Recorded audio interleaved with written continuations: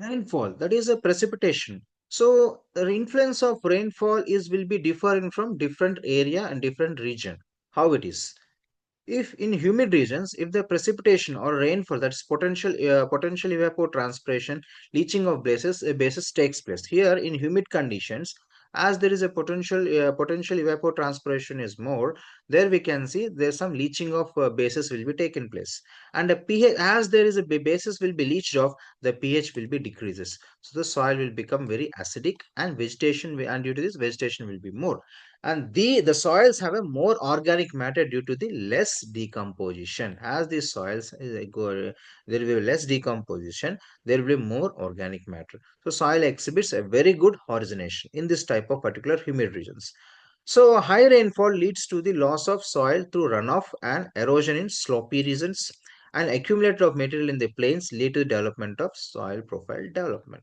So what happened means here, due to the heavy rainfall, high rainfall, it lost through a runoff and erosion in the slopey regions, and it will be accumulated in the plain. For example, remember, so this is your mountain regions. What happened? Whatever the material present here, due to the humid conditions, the parent material, whatever the eroded material is there, it will be eroded and it will be deposited here. So the profile development in this region is will be very nice or very deep. But here the profile development will be very shallow, because whatever the material was formed, it will be leached off and settled down here. This is how the rainfall will be influential. And in arid regions, now let us see another condition called arid and semi-arid regions. Here, the potential evapotranspiration is less. Here, the percolation of water is very less. So, base accumulation is very high, quite opposite to the above. Here, in arid regions, the horizonation, the development of soil horizons are very poor. But whereas in humid regions, the horizonation is very high.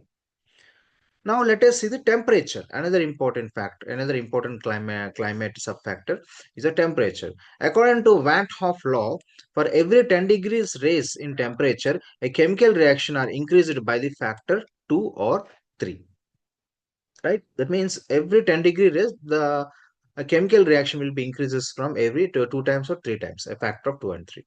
So hence the temperature increases the weathering of rocks and increases due to the biological activity and faster the chemical reactions.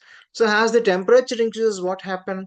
The rocks will be the weathering of rocks will be increases, and this will be lay down the facility for the biological activity, and ultimately it will improve the chemical reactions of that particular parent material. So soils will be formed.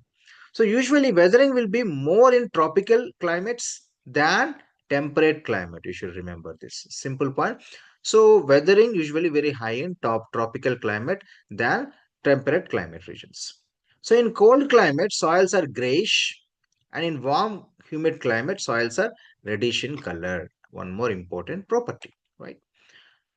So, and we will discuss. Thank you.